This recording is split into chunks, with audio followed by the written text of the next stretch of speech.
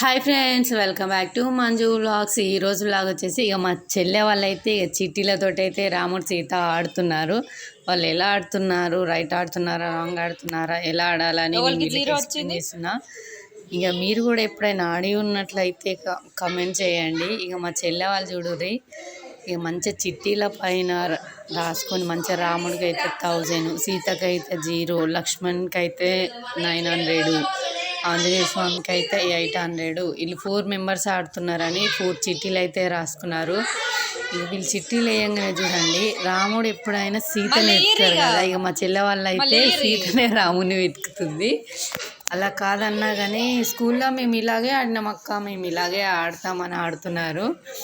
ఇక మీ సమ్మర్ వచ్చిందంటే చాలు మా చెల్లె వాళ్ళు కానీ ఆఖరికి అమ్మ వాళ్ళు కూడా మంచిగా అష్టచెమ్మ చిట్టి మంచిగా చెట్టు కింద కూర్చొని మంచిగా చాప వేసుకొని ఇక మంచిగా అప్పుడు ఆడుకునే వాళ్ళం.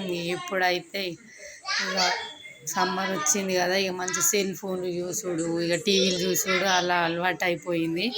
ఇక అప్పుడు మా కాలంలో అయితే ఇక మంచి ఇట్లా కుంటుడాట ఇవన్నీ సమ్మర్ వచ్చిందంటే మంచిగా ఆడుకునే వాళ్ళము. ఇక ఇప్పుడు వీళ్ళు ఆడుతుంటే నాకు చిన్నప్పటి జ్ఞాపకాలు అయితే గుర్తుకొచ్చినాయి. అప్పుడు మేము కూడా ఇలాగే ఆడుకునే వాళ్ళం కదా అని. చూడండి వీళ్ళు మంచిగా ఆడుకుంటారు.